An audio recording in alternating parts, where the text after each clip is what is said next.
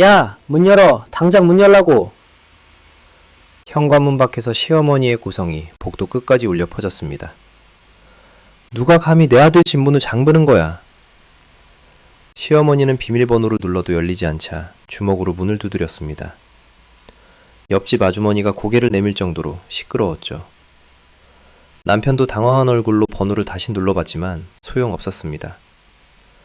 관리소장님, 우리 집 비밀번호가 갑자기 안 돼요. 빨리 올라와 주세요.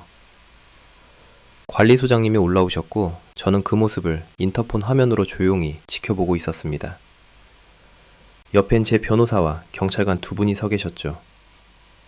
심호흡을 한번 하고 현관문을 열었습니다. 어머님, 제 목소리는 놀랄 만큼 차분했습니다. 이 집 제 명의, 제 회사 소유 사택인데요.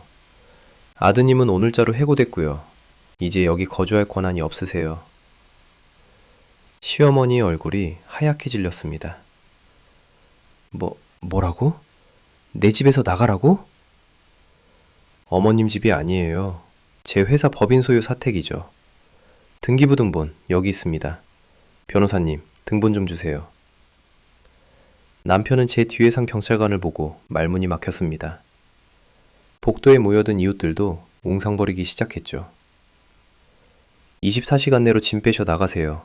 그렇지 않으면 무단 침입으로 체포 요청하겠습니다. 그들은 상상도 할 수 없었죠. 제가 지난 한 달 동안 무엇을 준비해 왔는지를요. 저는 그것들을 고스란히 보여줄 준비가 되어 있었고요. 여러분의 구독, 좋아요는 더 많은 사연을 만드는 힘이 됩니다.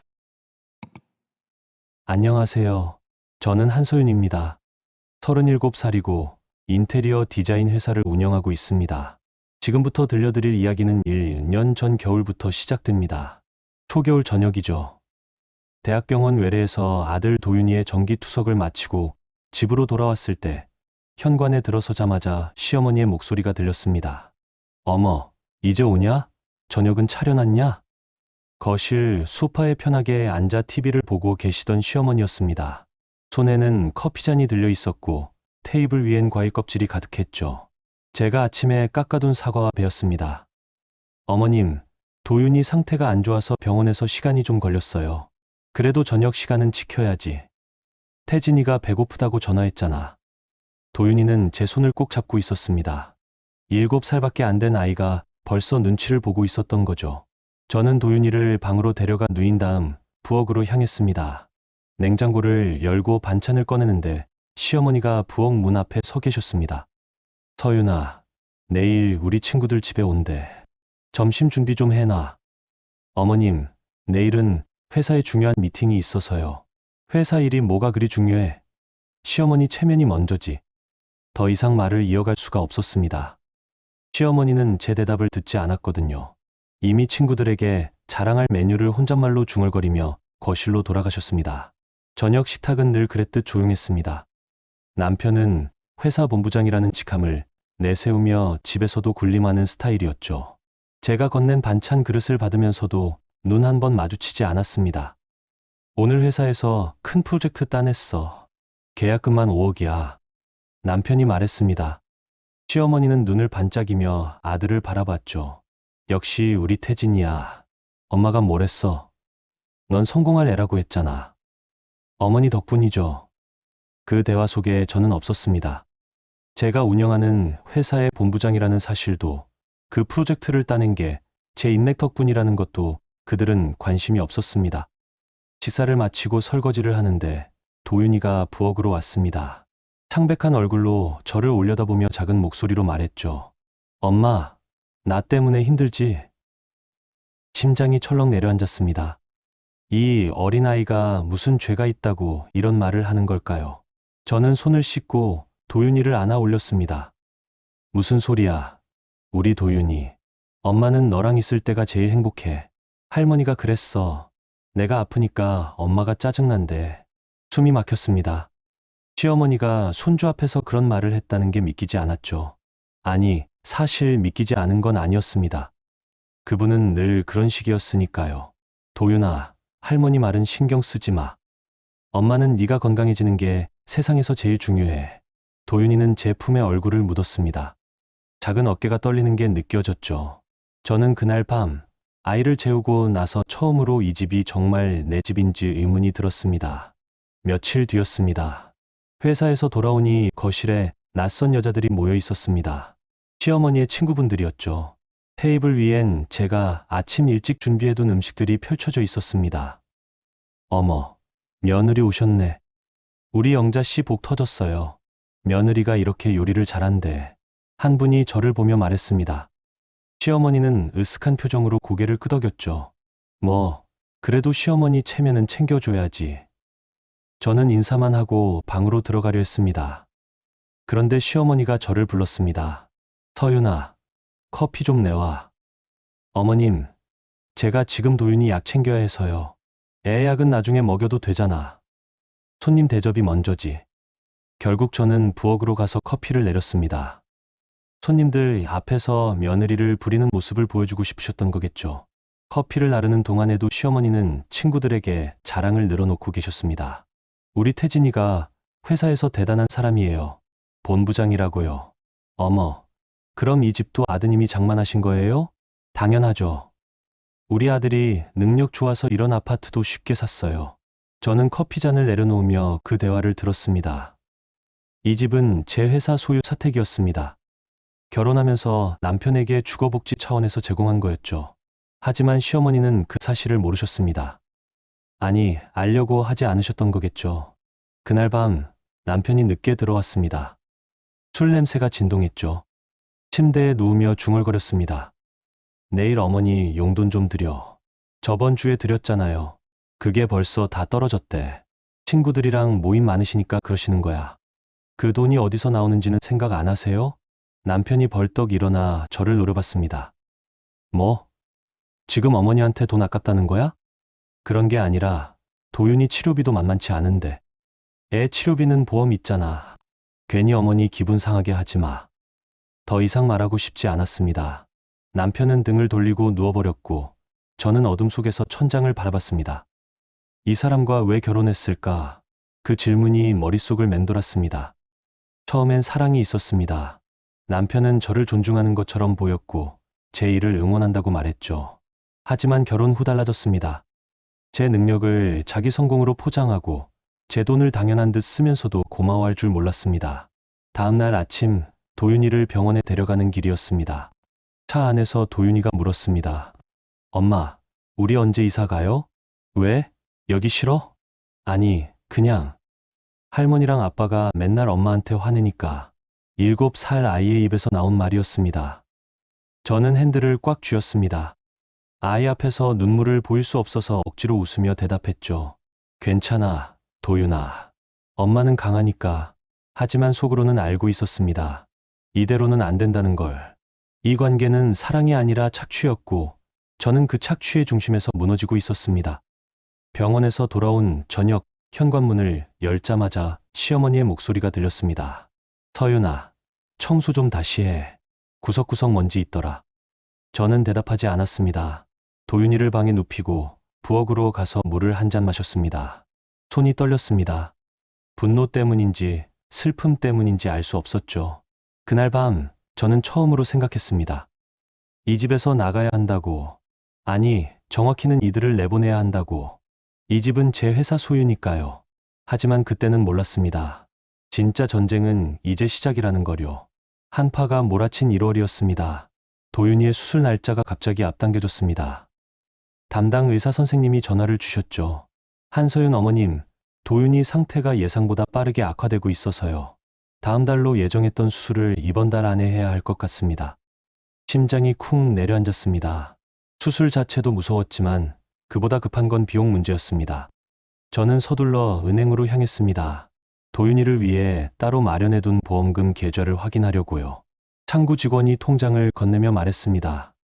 잔액 조회하시겠어요? 네. 화면에 찍힌 숫자를 보는 순간 숨이 멎었습니다.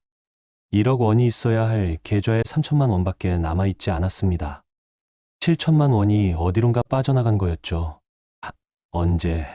언제 인출됐죠? 목소리가 떨렸습니다. 직원이 거래 내역을 확인하더니 조심스럽게 대답했습니다. 지난달 20일과 25일 두 차례에 걸쳐 인출되셨네요. 제가요? 제가 인출했다고요? 네, 본인 확인 절차를 거쳐 인출하신 기록이 있습니다. 불가능한 일이었습니다. 저는 그날 회사에 있었으니까요. 그런데 누군가 제 이름으로 돈을 찾아간 겁니다. 저는 떨리는 손으로 휴대폰을 꺼내 은행 앱에 접속했습니다. 거래 내역을 자세히 살펴보니 인출 지점이 집 근처 은행 지점이었습니다. 집으로 돌아오는 내내 머릿속이 복잡했습니다. 제 신분증과 통장, 도장을 가지고 있는 사람은 한 명밖에 없었습니다. 현관문을 열고 들어서자 시어머니가 거실 소파에 앉아 TV를 보고 계셨습니다.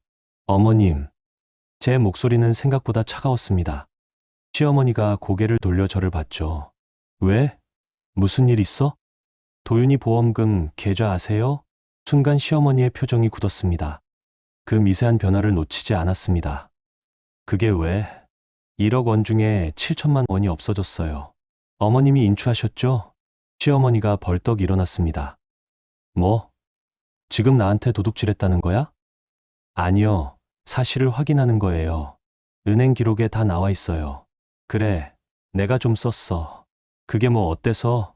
손주 돈도 결국 집안 돈 아니야? 믿을 수 없었습니다. 아들의 생명이 걸린 돈을 쓰고도 이렇게 당당할 수 있다니요. 그 돈으로 뭐 하셨어요? 그건 네가 알바 아니야. 어른 일에 참견하지 마. 도윤이가 다음 주에 수술 들어가야 하는데 돈이 모자라요.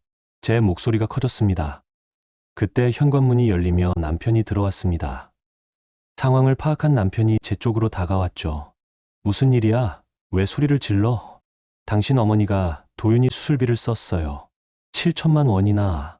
남편의 얼굴이 잠깐 일그러졌습니다. 그러더니 한숨을 쉬며 말했죠. 어머니, 그러시면 안 되죠. 태진아, 나 급한 일이 있었어. 곧 갚을 거야. 뭐가 그렇게 급했길래 손주 수술비를 써요? 제가 다그쳐 물었습니다. 시어머니는 입을 다물었습니다. 남편이 저를 바라보며 말했죠. 서윤아, 일단 진정해. 어머니가 그러실 만한 사정이 있었을 거야. 사정이요? 아들이 죽을 수도 있는데 무슨 사정이 수술비보다 중요해요? 목소리 낮춰, 이웃들 다 들어. 남편이 저를 제지했습니다. 저는 그제야 깨달았습니다. 이 사람은 어머니 편이구나. 아들보다, 아내보다 어머니가 먼저구나. 알았어요. 그럼 당신이 책임지세요. 모자란 돈 당신이 마련하세요. 그게 지금 당장은 어렵고. 왜요? 본부장님 아니세요? 5억짜리 계약 따오셨다면서요? 남편의 얼굴이 붉어졌습니다. 제 말이 핵심을 찌른 거였죠. 사실 그 계약도 제 인맥으로 성사된 건데 마치 본인 능력인 양 떠벌리고 다녔으니까요. 그건 회사 일이고 지금은 개인적인 문제잖아. 그럼 개인적으로 해결하세요. 어머니가 쓴 돈 당신이 메우든지. 저는 더 이상 말하고 싶지 않아서 도윤이 방으로 들어갔습니다. 문을 닫는데 밖에서 시어머니의 목소리가 들렸습니다. 저것 봐, 태진아. 며느리가 시어머니한테 대드는 게 말이 돼? 내가 뭘 잘못했다고 저래? 답답했습니다. 잘못을 인정하기는커녕 오히려 저를 나쁜 사람으로 만들고 있었으니까요. 도윤이는 침대에 누워 저를 바라보고 있었습니다. 엄마, 괜찮아? 응, 괜찮아. 거짓말이었습니다. 전혀 괜찮지 않았죠. 하지만 아이 앞에서 무너질 순 없었습니다. 며칠 뒤 저는 시어머니가 그 돈을 어디에 썼는지 알게 됐습니다. 우연히 서랍 속에서 도박장 출입 영수증을 발견한 겁니다. 불법 도박장에서 발행한 임시 증서 같은 거였죠. 손이 부들부들 떨렸습니다. 손주의 생명이 걸린 돈을 도박에 탕진한 겁니다. 그것도 불법 도박장에서요. 저는 그 영수증을 들고 거실로 나갔습니다. 시어머니가 TV를 보고 계셨죠. 어머님, 이게 뭐예요? 영수증을 내밀었습니다. 시어머니의 얼굴이 하얗게 질렸습니다. 그건 어디서 찾았어? 그게 중요해요? 손주 수술비를 도박에 쓰셨어요. 조용히 해. 태진이한테 들키면 안 돼. 시어머니가 다급하게 저를 말렸습니다. 그 순간 모든 게 이해됐습니다. 남편도 어머니의 도박 문제를 알고 있었던 거죠. 그래서 덮으려고 했던 겁니다. 남편한테 말할 거예요. 아니, 경찰에 신고할 거예요. 네가 감히 시어머니를 경찰에 신고해? 손주 돈 훔친 건 범죄예요. 그때 현관문이 열렸습니다. 남편이었습니다. 상황을 본 남편이 저와 어머니 사이에 섰습니다. 서윤아, 일단 진정하고 얘기해. 진정하라고요? 당신 어머니가 도윤이 수술비를 도박에 날렸는데 진정하라고요? 남편의 표정이 어두워졌습니다. 알아. 나도 알고 있어. 그래서 내가 처리하려던 거야. 어떻게요? 7천만 원을 어떻게 처리하려고요? 처가 쪽에서 좀 빌리려고 했어. 어머니한테 말 안 하고. 순간 머리가 띵했습니다. 저희 어머니한테 거짓말을 해서 돈을 빌리려던 겁니다. 아들 치료비가 부족하다고 하면 제 어머니가 안 주실 리 없으니까요. 그럼 우리 어머니는 속여도 돼요? 당신 어머니 도박 빚을 우리 집안이 메워줘야 해요? 지금은 그게 중요한 게 아니잖아. 도윤이 수술이 급한 거고. 맞아요. 급해요. 그러니까 당신 어머니가 책임지셔야죠. 시어머니가 벌떡 일어나 제 앞으로 다가왔습니다. 책임지라고? 내가 손주 죽이려고 그런 줄 알아?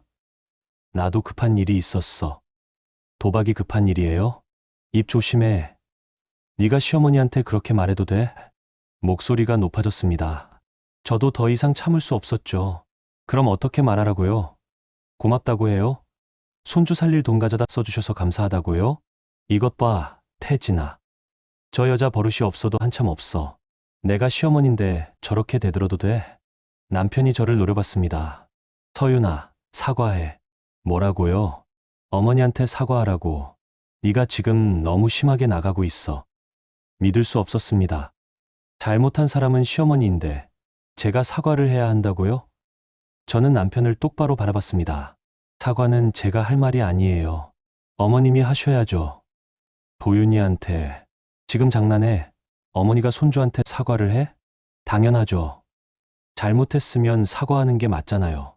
남편이 한숨을 쉬며 고개를 저었습니다. 너 오늘 이상해. 나가 있어. 일단. 제가 나가요? 이 집에서요? 응. 머리 좀 식히고 와. 이러다간 정말 큰일 나겠어. 저는 웃음이 나왔습니다. 황당해서요. 피해자는 저와 도윤이인데 제가 나가라니요. 하지만 더 이상 이 공간에 있고 싶지 않았습니다. 저는 가방을 들고 현관문을 나섰습니다. 복도에 서서 한참을 울었습니다. 분노와 억울함, 배신감이 한꺼번에 밀려왔습니다. 이 사람들과 계속 살 수 있을까? 도윤이를 위해서라도 참아야 하나? 하지만 참는 게 정답일까? 그날 밤, 저는 처음으로 변호사를 만나야겠다고 생각했습니다. 이 문제를 법적으로 정리해야 한다고요. 사랑으로 시작한 결혼이었지만, 이제는 법과 책임의 문제로 끝내야 할 것 같았습니다. 설 연휴가 지나고 2월 초였습니다. 저는 회사 재무팀에 남편의 법인카드 사용 내역을 요청했습니다. 표면적인 이유는 경비정산 점검이었지만 속마음은 달랐습니다. 뭔가 이상하다는 직감이 있었거든요. 재무팀장이 서류를 건네며 조심스럽게 말했습니다. 대표님, 박 본부장님 카드 내역이 좀 특이한 부분이 있긴 합니다. 어떤 부분이죠? 거래처 접대비로 처리된 게 많은데 실제 거래처 미팅 일정과 안 맞는 경우가 있어요. 서류를 넘기는데 손이 떨렸습니다. 3월부터 12월까지 거의 매주 고급 레스토랑과 호텔 라운지 결제 내역이 있었습니다. 금액도 만만치 않았죠. 한 번에 200만 원씩 넘는 경우도 있었습니다. 이 날짜들 실제 거래처 담당자들한테 확인 좀 해주세요. 정말 미팅이 있었는지. 알겠습니다. 이틀 뒤 재무팀장이 다시 찾아왔습니다. 얼굴이 어두웠죠. 대표님, 확인해 봤는데요. 거래처 쪽에선 그날 미팅 없었다고 하네요. 전부요? 네. 적어도 제가 확인한 15건 중에 12건이 허위 접대였습니다. 숨이 막혔습니다. 남편이 회사 돈을 유용하고 있었던 겁니다. 그것도 체계적으로요. 저는 법무팀에도 연락했습니다. 남편의 결제 서류와 실제 사업 진행 내역을 대조해달라고요. 며칠간 자료를 검토하던 법무팀장이 보고서를 들고 왔습니다. 대표님, 심각합니다. 박 본부장님이 허위로 보고한 프로젝트가 최소 5건입니다. 허위 보고요? 네. 계약금을 받았다고 보고했는데 실제론 계약이 안 된 경우도 있고 금액을 부풀려서 보고한 경우도 있습니다. 그 차액은 어디로 갔죠? 법무팀장이 조심스럽게 대답했습니다. 추적해보니 개인 계좌로 빼돌린 것 같습니다. 머릿속이 하얗게 변했습니다. 남편이 회사를 상대로 횡령을 저지른 겁니다. 제 회사를요. 저는 모든 증거 자료를 모으라고 지시했습니다.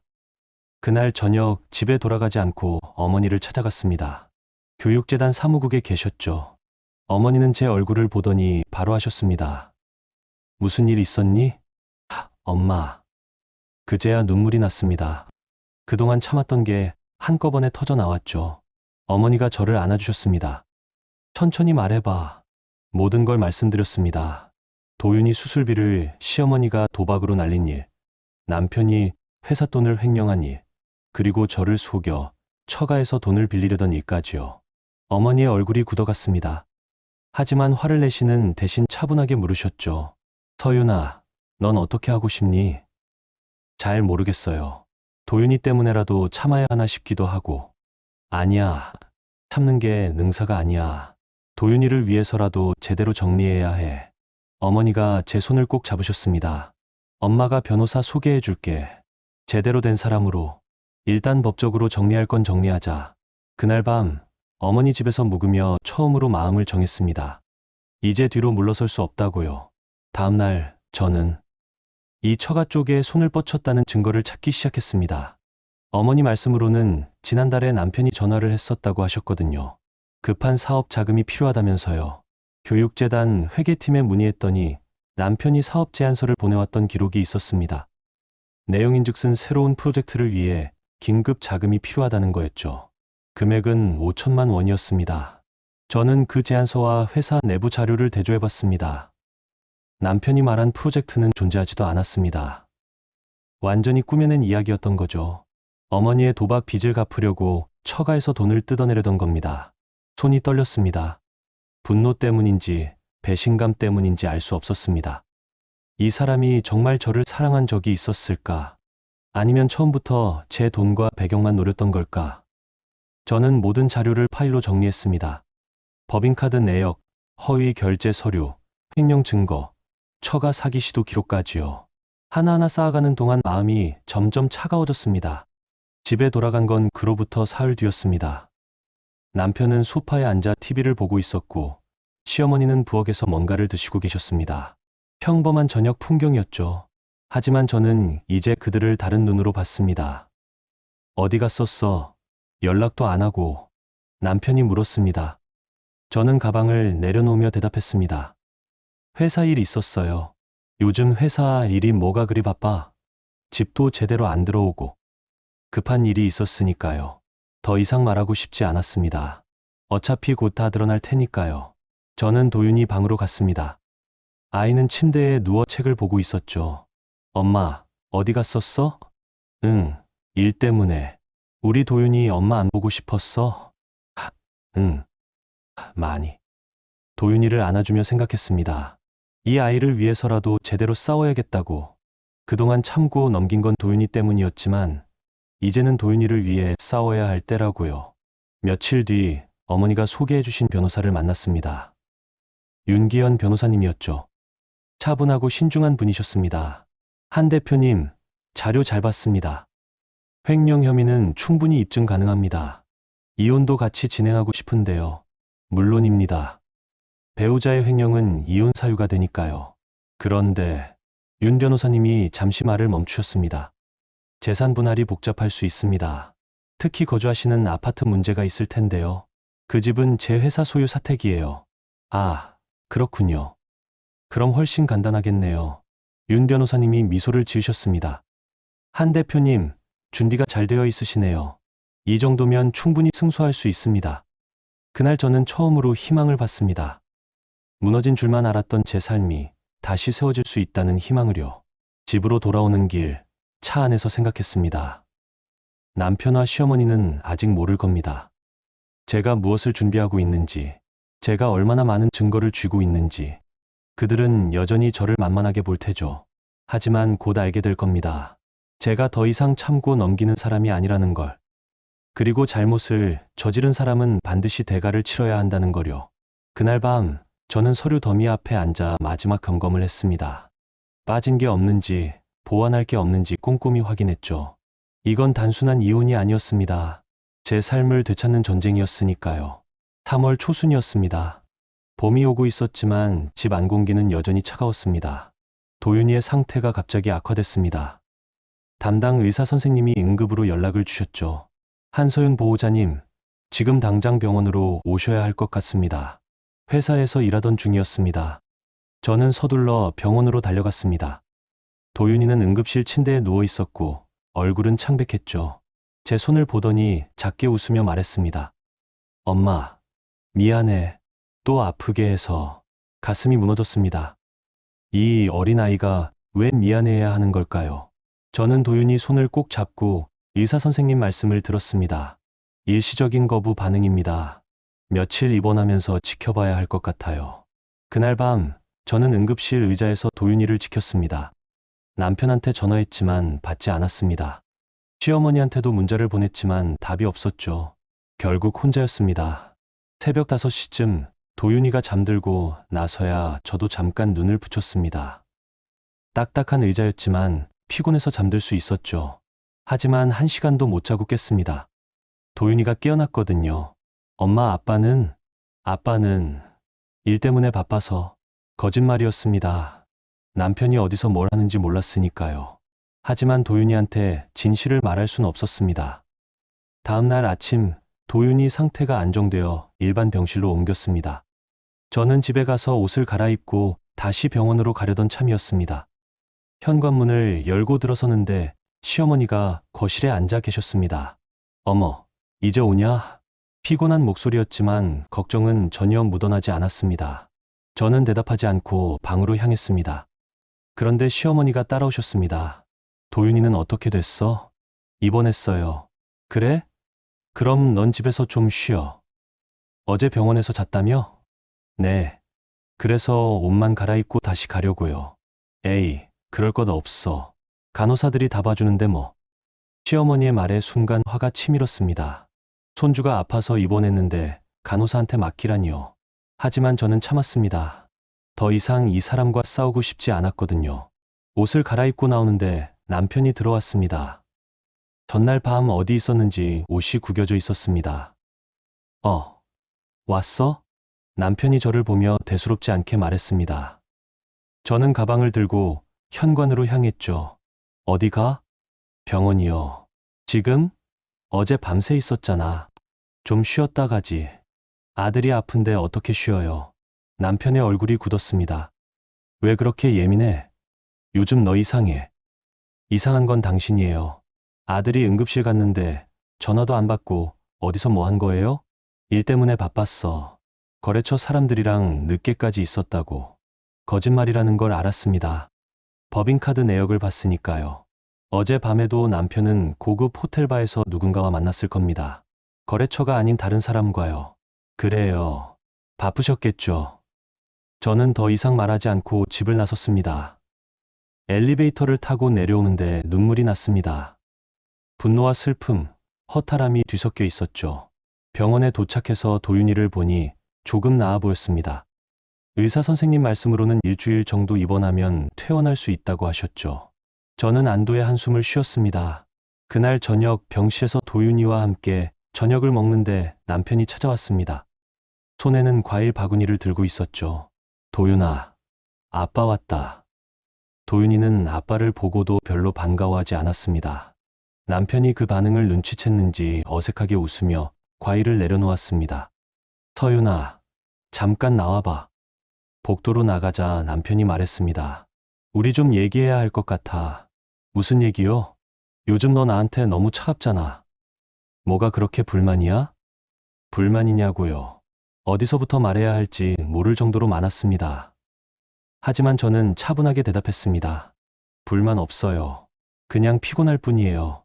피곤하면 어머니한테 좀 부탁해. 도윤이 봐달라고. 어머님은 바쁘시잖아요. 뭐가 바빠? 집에서 TV만 보시는데. 남편의 말에 웃음이 나왔습니다.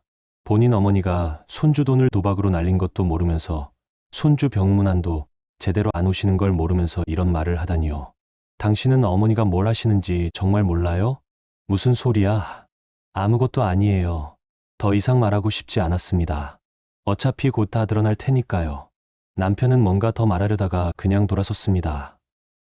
일주일 뒤 도윤이가 퇴원했습니다. 집으로 돌아오는 길, 도윤이가 물었습니다. 엄마, 우리 언제 이사 가요? 왜? 여기 싫어? 응. 할머니 무서워. 가슴이 찢어지는 것 같았습니다. 7살 아이가 할머니를 무서워한다니요. 저는 도윤이를 안아주며 말했습니다. 곧 이사 갈 거야. 엄마가 준비하고 있어. 정말? 응, 정말이야. 엄마 말 믿지? 도윤이가 고개를 끄덕였습니다. 저는 그날 밤 마음을 굳혔습니다. 더 이상 미룰 수 없다고요. 다음 날 시어머니가 또 도윤이 앞에서 상처 주는 말을 했습니다.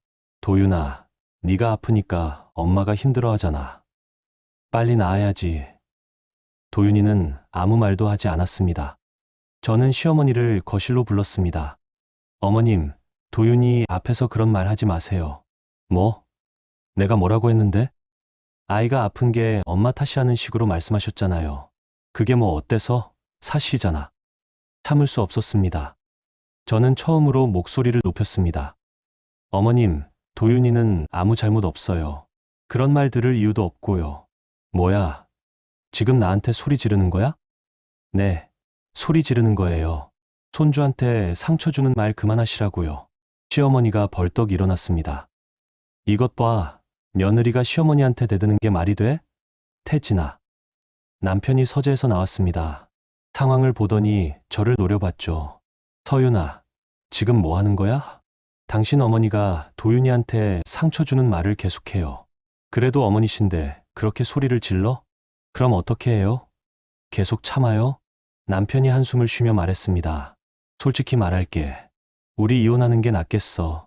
순간 숨이 멎었습니다. 남편이 먼저 이혼을 들먹인 겁니다. 뭐라고요? 너도 이 생활 힘들잖아. 나도 너 눈치 보기 싫고 그냥 깔끔하게 정리하자. 시어머니가 끼어들었습니다. 그래, 태진아. 그게 나을 것 같다. 저 여자랑은 안 맞아. 저는 두 사람을 번갈아 봤습니다. 이게 현실인가 싶었죠. 제가 피해자인데 제가 쫓겨나야 하는 건가요? 좋아요. 이혼합시다. 제 목소리는 놀랍도록 차분했습니다. 남편이 당황한 표정을 지었죠. 뭐? 진짜로? 네, 진짜로요. 변호사 통해서 연락하겠습니다. 그날 저는 짐을 싸서 집을 나왔습니다. 도윤이를 데리고요. 시어머니와 남편은 제가 금방 돌아올 거라고 생각했을 겁니다. 하지만 저는 돌아가지 않았습니다. 어머니 집에 짐을 풀며 생각했습니다. 드디어 시작이구나. 진짜 전쟁이 이제부터구나. 그리고 저는 이 전쟁에서 질 생각이 전혀 없었습니다. 4월 중순 벚꽃이 만개한 날이었습니다. 저는 윤기현 변호사님 사무실에 앉아 있었습니다. 책상 위엔 지난 몇 주간 모은 증거 자료들이 쌓여 있었죠. 한 대표님, 준비가 완벽합니다. 이혼 소송, 횡령 고발, 손해배상 청구를 동시에 진행하겠습니다. 윤 변호사님의 말에 고개를 끄덕였습니다. 가슴이 두근거렸습니다. 떨림이 아니라 기대였죠. 드디어 제대로 된 싸움을 시작할 수 있다는 기대. 잠실 아파트 문제는 어떻게 되나요? 그게 가장 중요한 부분입니다. 확인해보니 그 아파트는 대표님 회사 법인 소유로 등록되어 있고 박태진 씨에게는 사택으로 제공된 겁니다. 그럼 이혼하면 당연히 퇴거 대상입니다. 회사 직원이 아니게 되면 사택 거주 권한이 사라지니까요. 윤 변호사님이 서류를 넘기며 설명을 이어갔습니다. 게다가 횡령이 확정되면 즉시 해고 사유가 됩니다. 그럼 같은 날 이혼 확정과 동시에 퇴거 명령을 내릴 수 있습니다. 완벽했습니다. 남편과 시어머니는 아직 모를 겁니다. 그 집이 제 회사 소유라는 걸. 본인들 집인 줄 알고 있을 테니까요. 도윤이 보험금 거는요? 그것도 충분히 입증 가능합니다. 인출 기록이 명확하고 시어머니가 도박장에서 쓴 흔적도 있으니까요. 절도와 손해배상 청구 들어갑니다. 시어머니를 고소하는 게 맞을까요? 제가 조심스럽게 물었습니다. 윤 변호사님이 저를 똑바로 봤습니다. 대표님, 피해자는 대표님과 도윤이입니다. 가해자가 누구든 법적 책임을 물어야 합니다. 그 말이 맞았습니다. 더 이상 관계 때문에 망설일 이유가 없었죠. 알겠습니다. 진행해 주세요. 며칠 뒤 제 어머니 한정숙 씨가 찾아오셨습니다. 교육재단 일로 바쁘신데도 시간을 내주셨죠. 서윤아, 잘 생각했다. 엄마는 내 편이야. 어머니가 제 손을 잡아주셨습니다. 그동안 말씀 안 하셨지만 많이 걱정하셨을 겁니다. 딸이 고생하는 걸 보면서도 손주 걱정 때문에 직접 나서지 못하셨던 거죠. 엄마, 도윤이 수술비는 제가 마련할게요. 무슨 소리야. 그건 엄마가 도와줄게. 손주 치료비를 왜 네가 혼자 감당해? 아니에요. 제가 할 수 있어요. 회사 자금을 일부 정리하면 충분했습니다. 남편이 횡령한 돈도 회수할 계획이었고요. 어머니는 제 의지를 보시고 더 이상 말씀하지 않으셨습니다. 그래, 네가 원하는 대로 해. 대신 필요하면 언제든 말해. 네, 엄마. 그날 저녁 저는 회사 이사회 준비를 시작했습니다. 남편을 해고하려면 이사회 결의가 필요했거든요. 다행히 이사진 대부분이 제 편이었습니다. 횡령 증거를 보여드렸더니 모두 동의하셨죠. 한 대표, 이건 명백한 배임입니다. 즉시 해고하셔야 합니다. 이사 한 분이 말씀하셨습니다. 다른 이사들도 고개를 끄덕였죠. 이혼 판결과 동시에 진행하겠습니다. 잘 생각하셨습니다. 개인적으로 힘드시겠지만 회사를 위해서라도 필요한 조치입니다. 이사회를 마치고 나오는데 재무팀장이 기다리고 있었습니다. 대표님, 추가로 발견된 게 있습니다. 뭔데요? 박 본부장님이 접대한다며 만났던 사람들 중에 오세라라는 여성이 있습니다. 호텔 라운지에서 자주 만났던 것 같은데. 내연녀였습니다. 남편이 회사 돈으로 다른 여자를 만나고 있었던 겁니다. 제가 도윤이 간병하고 회사 일하느라 정신없을 때 그 사람은 다른 여자와 호텔에서 시간을 보냈던 거죠. 증거 확보해 주세요. 전부 다요. 알겠습니다. 분노보다는 허탈함이 먼저 왔습니다. 이 사람이 정말 나를 사랑한 적이 있었을까? 아니면 처음부터 이용만 한 걸까? 답은 이미 나와 있었습니다. 며칠 뒤 남편한테서 전화가 왔습니다. 서윤아, 우리 얘기 좀 하자. 변호사 통해서 얘기하세요. 왜 이러는 거야? 진짜 이혼하려고? 네, 진짜예요. 재산 분할 생각해봤어. 이혼하면 넌 손해야. 웃음이 나왔습니다. 본인이 횡령한 것도 모르고 집이 제 회사 소유인 것도 모르면서 재산 분할을 들먹이다니요. 손해는 당신이 보실 거예요. 뭐? 무슨 소리야? 곧 알게 될 거예요. 전화를 끊고 나서 윤 변호사님한테 연락했습니다. 변호사님, 소장 접수해 주세요. 알겠습니다. 내일 바로 진행하겠습니다. 드디어 시작이었습니다. 지난 몇 달간 준비한 모든 게 이제 시행에 옮겨지는 거였죠. 저는 창밖을 바라봤습니다. 벚꽃이 지고 있었습니다. 겨울이 끝나고 봄이 왔듯이 제 삶에도 새로운 계절이 오고 있었습니다. 그날 밤 도윤이와 함께 저녁을 먹었습니다. 엄마, 우리 언제 새 집으로 가요? 조금만 기다려. 엄마가 정리할 게 있어. 할머니랑 아빠는 안 와요? 응, 안 와. 이제부터는 엄마랑 도윤이만 살 거야. 도윤이가 환하게 웃었습니다. 그 웃음을 보니 확신이 들었습니다. 제가 하는 일이 옳다는 거요. 다음 날 이혼 소장이 접수됐습니다. 동시에 횡령 고발장도 검찰에 제출됐죠. 남편은 회사에서 갑자기 조사를 받게 됐습니다. 이게 무슨 일입니까? 저한테 왜 조사를 하는 거죠? 남편이 항의했지만 법무팀은 차분하게 증거를 제시했습니다. 허위 결제, 법인카드 유용, 회사 돈 횡령 증거가 한꺼번에 쏟아졌죠. 이건 오해입니다. 오해가 아닙니다. 모든 게 기록에 남아 있습니다. 남편은 패닉 상태였습니다. 제게 전화를 걸었지만 받지 않았습니다. 시어머니한테도 연락했겠지만 그분도 어찌할 수 없는 일이었죠. 그날 저녁 윤 변호사님한테서 연락이 왔습니다. 대표님, 상대 측 변호사가 협의 이혼을 제안했습니다. 거절하세요. 재판으로 갑니다. 알겠습니다. 협의할 생각이 전혀 없었습니다. 법적으로 확실하게 정리하고 싶었거든요. 그래야 다시는 이들이 제 삶에 침범하지 못할 테니까요. 며칠 뒤 이혼 조정 기일이 잡혔습니다. 법원에서 남편을 마주쳤습니다. 초췌해 보였죠. 옆에는 시어머니도 함께 왔습니다. 서윤아, 우리 얘기 좀 하자. 시어머니가 다가왔습니다. 하지만 저는 대답하지 않았습니다. 윤 변호사님이 제 앞을 막아섰죠. 상대 측과 사적인 접촉은 삼가 주시기 바랍니다. 조정실에 들어가서도 남편은 계속 협의를 요구했습니다. 서윤아, 우리 조용히 정리하자. 왜 이렇게까지 해? 조용히 정리할 시기는 지났어요. 이제는 법대로 하는 거예요. 조정은 결렬됐습니다. 재판으로 가기로 확정됐죠. 저는 법원을 나서며 생각했습니다. 이제 정말 돌이킬 수 없는 강을 건넜구나. 그날 밤 어머니가 전화하셨습니다. 서윤아, 힘들지? 아니요, 엄마. 전혀 안 힘들어요. 정말 그랬습니다. 오히려 속이 시원했죠. 드디어 제 삶을 되찾고 있다는 느낌이 들었으니까요. 그래, 네가 강한 아이라는 거 엄마는 알아. 끝까지 힘내. 네, 엄마. 걱정 마세요.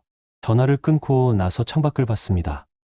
밤하늘에 별이 빛나고 있었습니다. 어둠 속에서도 빛은 있다는 걸 그날 밤 저는 확실히 느꼈습니다. 5월 중순이었습니다. 이혼 판결이 확정된 날이었죠. 법원에서 판결문을 받아들고 나올 때 저는 처음으로 자유를 느꼈습니다. 7년간의 결혼 생활이 공식적으로 끝난 겁니다.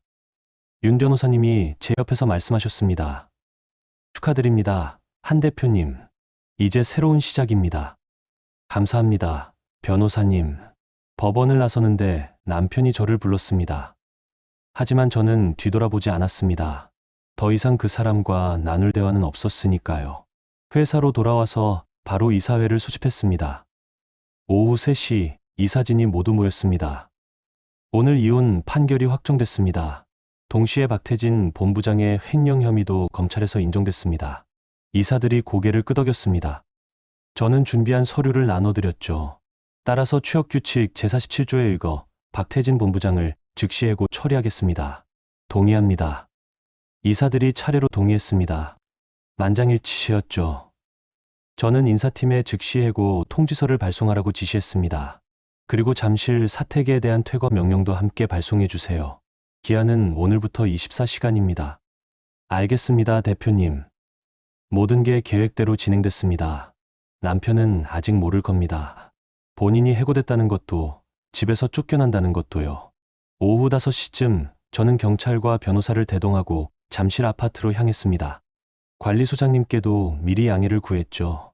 오늘 있을 일에 대해 설명드렸습니다. 아, 그러셨군요. 알겠습니다. 필요하시면 제가 입회하겠습니다. 감사합니다. 현관 비밀번호는 이미 아침에 바꿔놨습니다. 회사 관리팀에서 처리했죠. 저는 현관 앞에 서서 인터폰 화면을 켰습니다. 잠시 뒤 남편과 시어머니가 집에 들어오려고 현관문 앞에 섰습니다. 비밀번호를 누르는데 문이 열리지 않았죠. 왜 안 돼?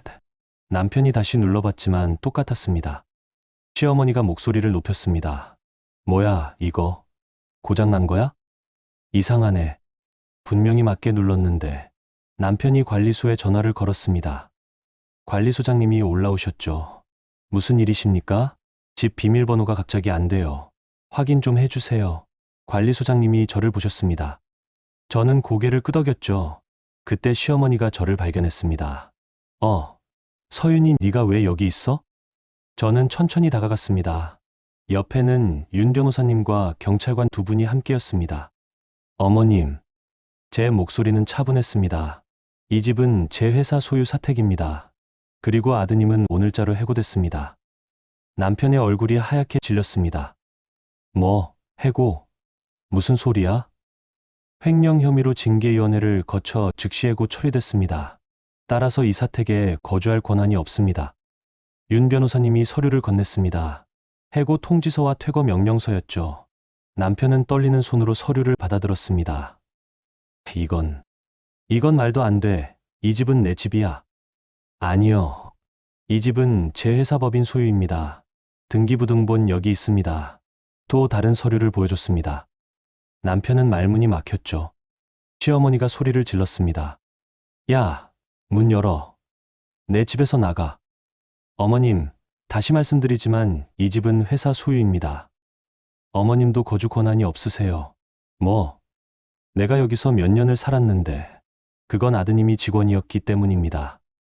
이제 아드님이 해고됐으니 퇴거하셔야 합니다. 경찰관 한 분이 앞으로 나서셨습니다. 퇴거 명령에 불응하시면 무단 침입으로 현행범 체포할 수 있습니다. 시어머니가 뒤로 물러섰습니다. 남편은 저를 노려봤죠. 서윤아, 네가 진짜 이러려고? 네. 제 권리를 찾는 겁니다. 도윤이는 어쩌고? 아빠도 없이 키울 거야? 도윤이는 제가 키웁니다.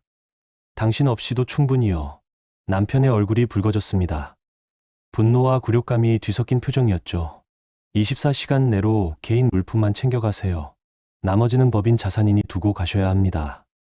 법인 자산, 뭐가 법인 자산이야? 가구, 가전, 어머님이 쓰시던 명품 가방까지 전부 법인 비품으로 등록되어 있습니다. 시어머니가 비명을 질렀습니다. 뭐라고? 내 가방이 법인 거라고? 네. 구매 당시 법인카드로 결제됐고 회사 비품으로 등록됐습니다. 제가 준비한 또 다른 서류를 보여줬습니다. 시어머니는 주저앉을 것 같았죠. 이럴 수가. 태진아, 이게 무슨 일이야? 남편은 대답하지 못했습니다. 본인도 몰랐던 사실이었으니까요. 제가 결혼 초기부터 모든 걸 법인 명의로 처리했다는 거요. 오늘 밤 10시까지 짐을 정리해 주세요. 그 이후엔 강제 퇴거 절차를 밟겠습니다. 저는 현관문을 열었습니다. 남편과 시어머니가 멍하니 들어갔죠. 저는 경찰관, 변호사와 함께 거실로 들어갔습니다. 개인 물품만 챙기세요. 법인 자산 목록은 여기 있습니다. 리스트를 건넸습니다. 시어머니가 리스트를 보더니 울음을 터뜨렸습니다. 이게 다 법인 거란 말이야? 내가 뭘 가져가? 옷가지와 개인 소지품만 가능합니다. 남편이 방으로 들어가 짐을 싸기 시작했습니다. 시어머니도 어쩔 수 없이 따라갔죠. 저는 거실에 서서 지켜봤습니다. 1시간쯤 지났을까요? 남편이 가방 2개를 들고 나왔습니다. 시어머니는 큰 캐리어 하나였고요.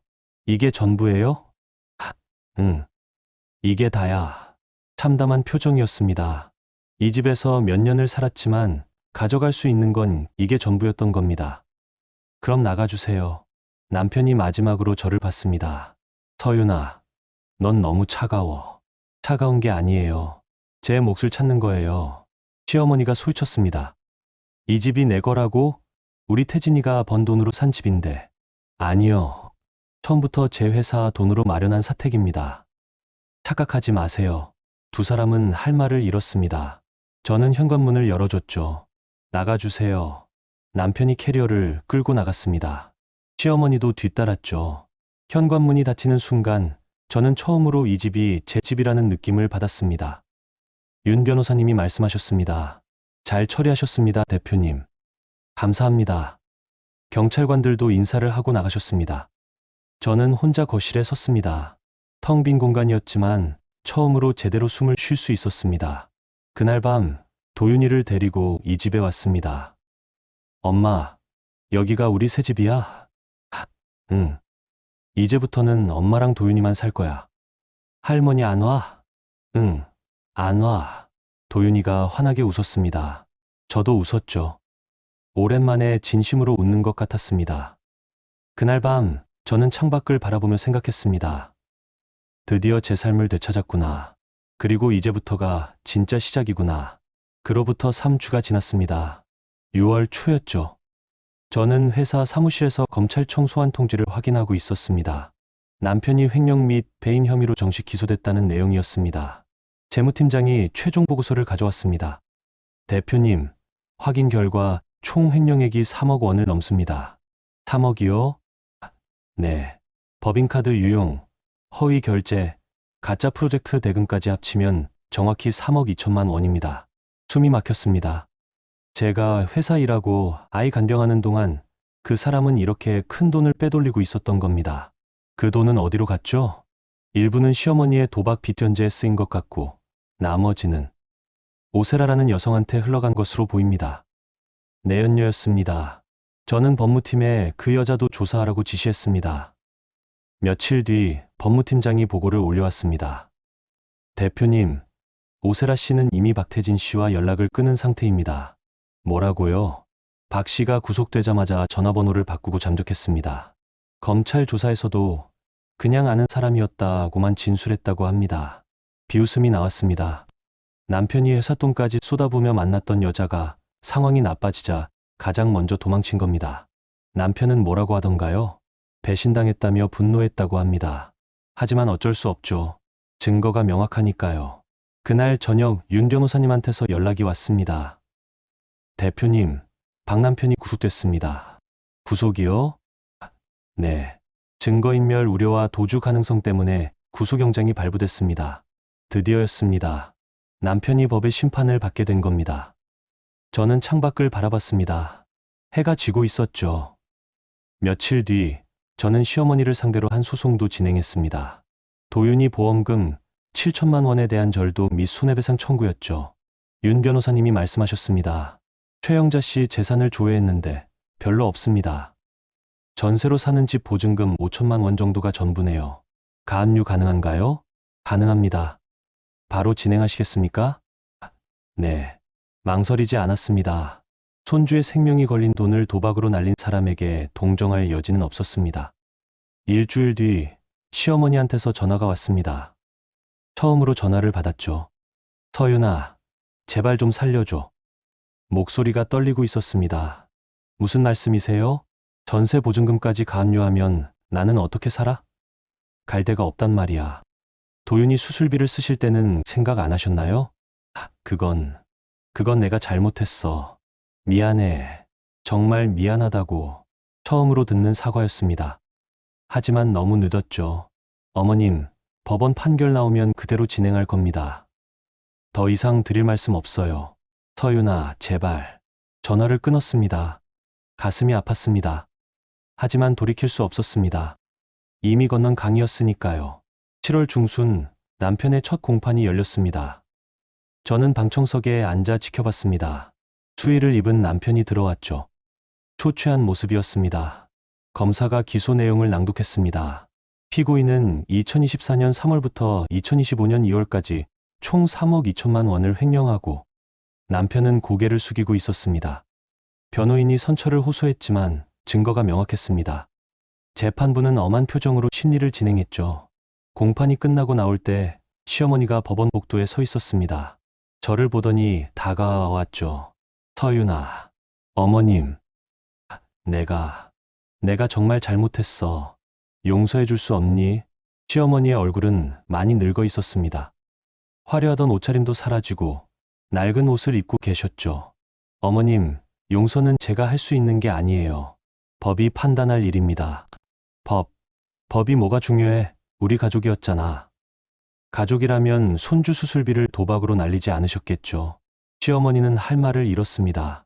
저는 그냥 지나쳤습니다. 며칠 뒤 윤 변호사님한테서 충격적인 소식을 들었습니다.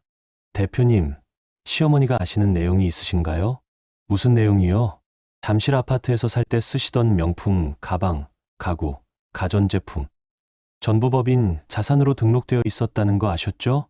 네, 알고 있었어요. 그런데 시어머니는 그걸 전혀 몰랐던 것 같습니다. 아드님이 자기 돈으로 사준 줄 알고 계셨대요. 순간 이해가 됐습니다.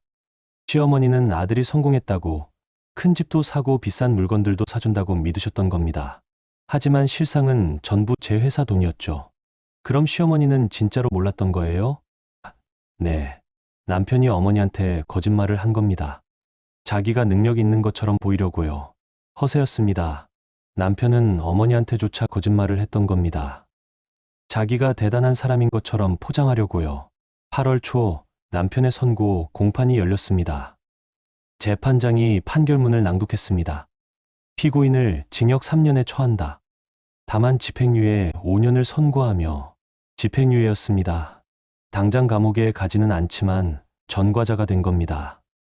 남편은 고개를 떨구고 있었죠. 법원을 나오는데 시어머니가 또 기다리고 계셨습니다. 하지만 이번엔 저를 보지 않았습니다. 그냥 허공을 바라보고 계셨죠. 우리 태진이가 대표 아니었어? 혼잣말 같았습니다. 이 집도, 가방도, 가구도 다 우리 거 아니었어? 시어머니는 그제야 진실을 깨달은 것 같았습니다. 본인이 믿었던 모든 게 허상이었다는 거요. 며칠 뒤 법무팀에서 보고가 올라왔습니다. 대표님, 시어머니가 전세집에서 나가셨습니다. 가압류 때문에요? 네. 보증금을 가압류당하니 집주인이 계약 연장을 거부했대요. 그럼 지금 어디 계세요? 고시원으로 옮기셨다고 합니다. 가슴 한편이 아팠습니다. 하지만 이건 시어머니가 자초한 일이었습니다. 손주 돈을 도박으로 날린 대가였죠. 9월 어느 날 우연히 시어머니를 길에서 봤습니다. 마트 앞에서 폐지를 줍고 계셨습니다. 낡은 옷을 입고 허리를 구부린 채로요. 지나가는 사람들이 희끗희끗 쳐다봤습니다. 누군가는 동정의 눈빛으로, 누군가는 무관심하게요. 시어머니는 그 시선들을 피하지도 못한 채 폐지를 주워 담고 계셨습니다. 예전에는 백화점 VIP 라운지에서 커피를 마시던 분이었습니다. 명품 가방을 들고 친구들한테 자랑하던 분이었죠. 하지만 지금은 폐지를 주어야 하루 낀 일을 해결하는 처지가 됐습니다. 저는 그냥 지나쳤습니다. 동정할 마음도 도와줄 생각도 없었습니다. 이건 시어머니가 선택한 결과였으니까요. 그날 밤 도윤이가 물었습니다. 엄마, 할머니는 어떻게 지내? 잘 모르겠다. 보고 싶지 않아? 아니. 도윤이는 더 이상 묻지 않았습니다. 이 아이도 알고 있었습니다. 할머니가 자기한테 어떤 사람이었는지를요. 며칠 뒤 재무팀에서 횡령 피해금 회수 보고를 올렸습니다. 대표님, 총 3억 2천만 원 중 1억 5천만 원을 회수했습니다. 나머지는요? 태진 씨 명의 재산이 없어서 회수가 어렵습니다. 다만 시어머니 보증금 가압류로 5천만 원은 추가 확보 가능합니다. 진행하세요. 냉정하게 들릴 수도 있었습니다. 하지만 이건 제 권리였습니다. 제 회사 돈을 돌려받는 거였죠. 10월이 되었습니다. 단풍이 드는 계절이었죠. 저는 회사 창문 밖을 바라보며 생각했습니다. 남편은 전과자가 되어 취직도 못하고 고시원을 전전하고 있습니다. 오세라는 그를 버렸고 어머니마저 원망하고 있죠. 시어머니는 아들이 차려준 줄 알았던 모든 게 거짓이었다는 걸 알고 무너졌습니다. 전세집에서도 쫓겨나 고시원에서 살다가 결국 남의 집 가사도우미 일을 하며 폐지를 줍는 신세가 됐습니다. 허세로 쌓아올린 인생은 결국 이렇게 무너지는 거였습니다. 거짓말로 유지한 관계는 진실 앞에서 한순간에 무너지는 거였죠. 저는 창밖을 보며 조용히 중얼거렸습니다. 이제 끝났구나. 정말 모든 게 끝난 것 같았습니다. 길고 긴 전쟁이 드디어 끝난 거였죠. 1년이 흘렀습니다. 이듬해 봄, 벚꽃이 다시 피는 계절이었습니다. 저는 대학병원 수술실 앞 의자에 앉아 있었습니다. 도윤이의 신장 이식 수술이 진행 중이었거든요. 어머니 한정숙 씨가 옆에 앉아 제 손을 잡아주셨습니다. 괜찮을 거야, 서윤아. 네, 엄마. 수술은 6시간째 계속되고 있었습니다. 담당 의사 선생님 말씀으로는 순조롭게 진행되고 있다고 하셨지만 마음은 불안했습니다. 그동안 많은 일이 있었습니다. 이혼 후 저는 회사 경영에 전념했고 도윤이 치료비도 차질 없이 마련했습니다. 남편이 횡령한 돈도 상당 부분 회수했고 시어머니한테서도 손해배상금을 받아냈죠. 하지만 가장 중요한 건 도윤이었습니다. 이 아이가 건강하게 자라는 것, 그게 제 삶의 전부였습니다. 수술실 불이 꺼졌습니다. 문이 열리며 의사 선생님이 나오셨죠. 보호자분 계시죠? 저는 벌떡 일어났습니다. 네, 저요. 의사 선생님이 미소를 지으셨습니다. 수술 잘 끝났습니다. 성공적이에요. 그 순간 다리에 힘이 풀렸습니다. 어머니가 저를 붙잡아 주셨죠. 눈물이 주르륵 흘러내렸습니다. 정말요? 정말 괜찮은 거예요? 네. 이식된 신장이 잘 작동하고 있습니다. 며칠 지켜봐야겠지만 큰 문제 없을 것 같아요. 감사합니다, 선생님. 정말 감사합니다. 저는 복도 벤치에 주저앉아 한참을 울었습니다. 지난 1년 동안 참았던 눈물이 한꺼번에 쏟아져 나왔습니다. 어머니가 제 등을 쓰다듬어 주셨죠. 다 지나갔어, 서윤아. 이제 좋은 일만 남았어. 네, 엄마. 회복실로 옮겨진 도윤이를 봤습니다. 마취에서 깨어나지 않은 상태였지만 얼굴은 평온해 보였습니다. 저는 도윤이 손을 잡고 속삭였습니다. 도윤아, 수술 잘 끝났어. 이제 건강해질 거야. 그날 밤 저는 병원 보호자 침대에서 도윤이를 지켰습니다. 새벽녘 도윤이가 눈을 떴습니다. 엄마. 응, 도윤아. 엄마 여기 있어. 수술 끝났어? 응. 선생님이 잘 됐대. 이제 곧 나아질 거야. 도윤이가 희미하게 웃었습니다. 그 미소를 보는 순간 제가 지난 1년 동안 쌓아온 이유를 다시 확인했습니다. 이 아이를 지키기 위해서였구나. 2주일 뒤 도윤이가 퇴원했습니다. 집으로 돌아오는 길 도윤이가 창밖을 보며 말했습니다. 엄마, 꽃 예쁘다. 그러게, 봄이 왔네. 엄마, 나 이제 안 아파. 응. 선생님이 잘 관리하면 건강하게 살 수 있대. 도윤이가 환하게 웃었습니다. 그 웃음이 세상에서 가장 아름다웠습니다. 집에 도착해서 도윤이를 방에 눕히고 저는 거실로 나왔습니다. 이 집에서 살기 시작한 지 1년이 됐습니다. 처음엔 무거운 기억들 때문에 힘들었지만 이제는 정말 제 집이라는 느낌이 들었죠. 며칠 뒤 저는 교육재단 이사회에 참석했습니다. 어머니가 이사장으로 계시는 자리였죠. 서윤 이사 복귀하신 걸 환영합니다. 다른 이사분들이 박수를 쳐주셨습니다. 저는 고개를 숙여 인사했습니다. 감사합니다. 앞으로 재단 발전을 위해 최선을 다하겠습니다. 회의가 끝나고 어머니가 저를 불렀습니다. 서윤아, 이제 당당하게 살아도 돼. 내 배경을 숨길 필요 없어. 네, 엄마. 이제 알았어요. 예전에 저는 제 배경을 숨기고 싶어 했습니다. 남편이 저 자체를 사랑해주길 바랐으니까요. 하지만 이제는 달랐습니다. 제가 누구인지 어디서 왔는지 숨길 필요가 없었습니다.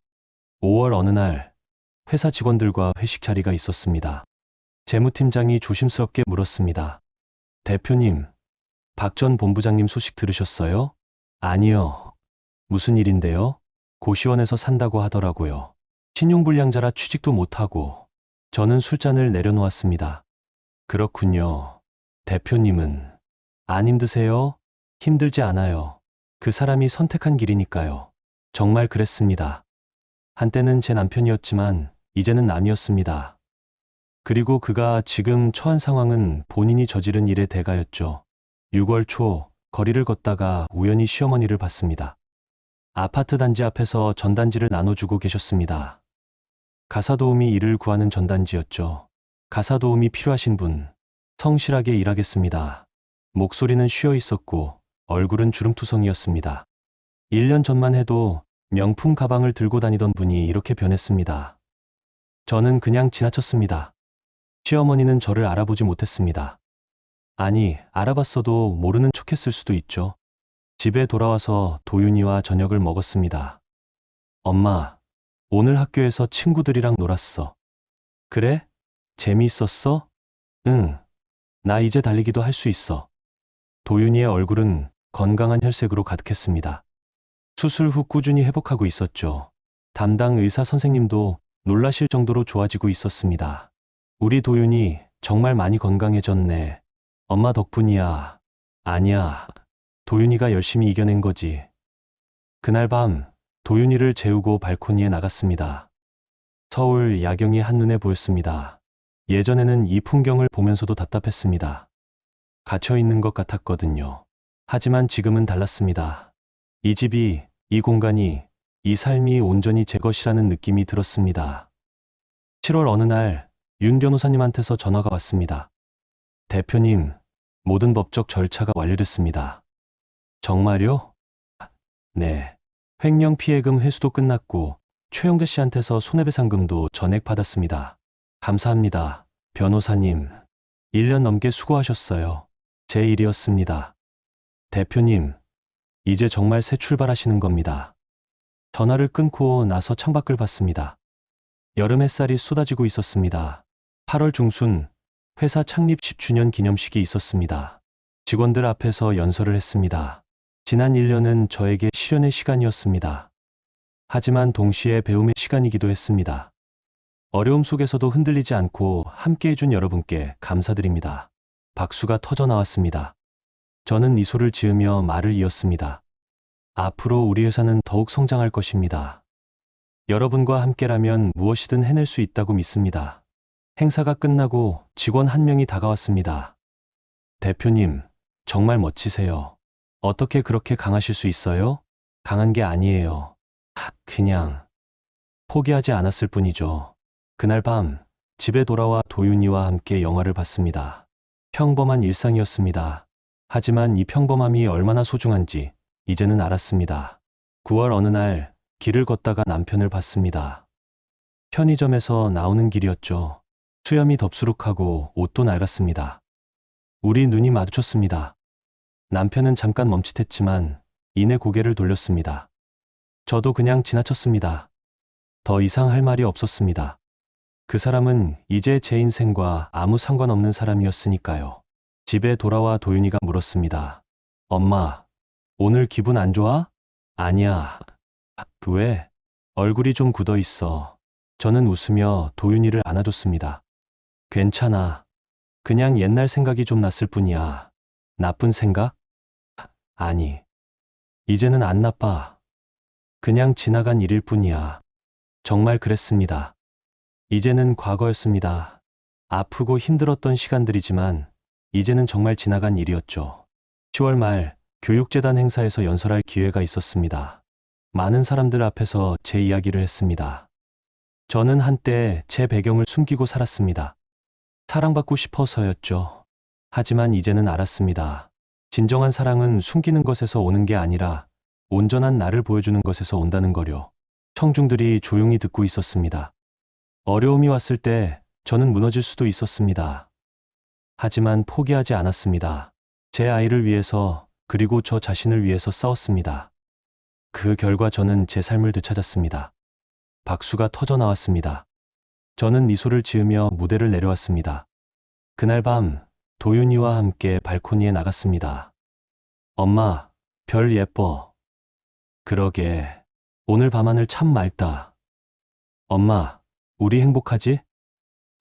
응, 정말 행복해. 도윤이가 제 손을 꼭 잡았습니다. 저도 도윤이 손을 꼭 잡았죠. 이 순간이 영원했으면 좋겠다고 생각했습니다. 이 평화로운 순간, 이 따뜻한 순간이요.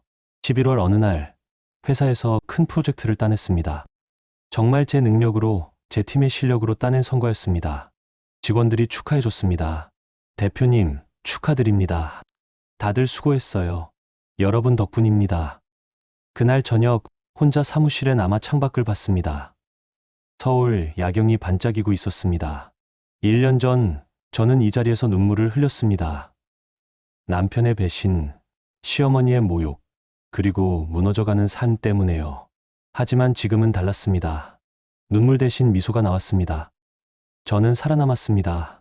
아니, 살아남은 것을 넘어 다시 일어섰습니다. 남편은 지금 어디선가 고시원 방에서 혼자 있을 겁니다. 시어머니는 남의 집 설거지를 하거나 폐지를 줍고 있겠죠. 슬프지 않았습니다. 동정하지도 않았습니다. 그들은 본인이 뿌린 씨앗을 거두고 있을 뿐이었으니까요. 저는 가방을 챙겨 집으로 향했습니다.